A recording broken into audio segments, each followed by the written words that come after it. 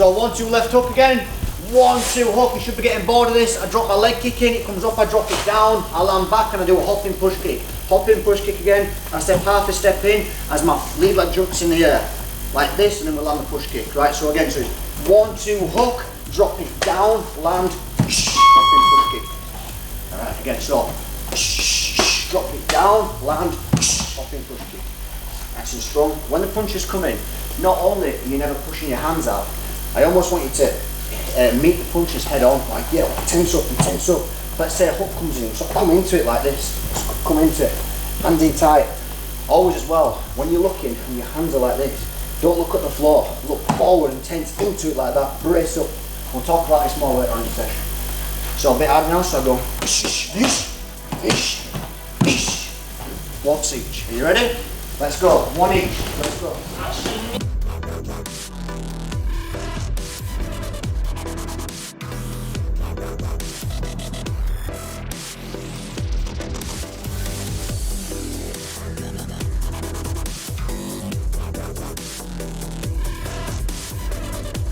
It's one of my favourite combos, right? It lands all the time, Right, so you've got to sell the jab, right?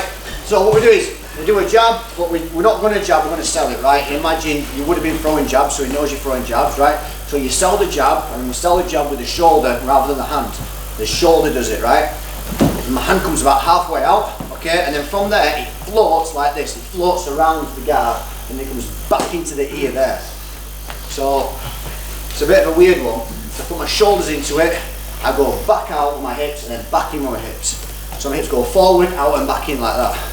I'll show you about that. 1, 2, 3, because the power from a hook is never the arm, remember, it's always the hand, always the hip, sorry, right?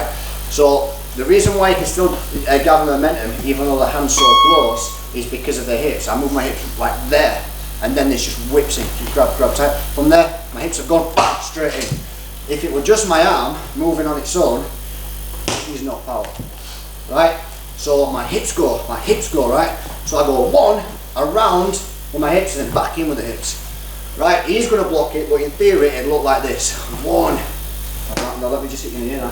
1, because he's thinking the jab's coming around, bang, right? And from there we're going to level change to the body, jump up the head again, and then kick that to the midsection.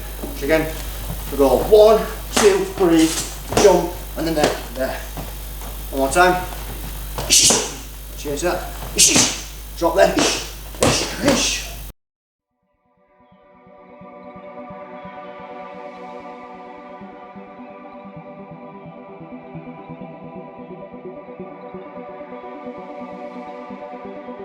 We did the roll where he throws a hook, we roll out there, making the angle where we step, come in there, open takedown, and don't forget the push kick defence, left push kick. I use my same side hand to the side to turn it into a punch. Don't forget that stuff.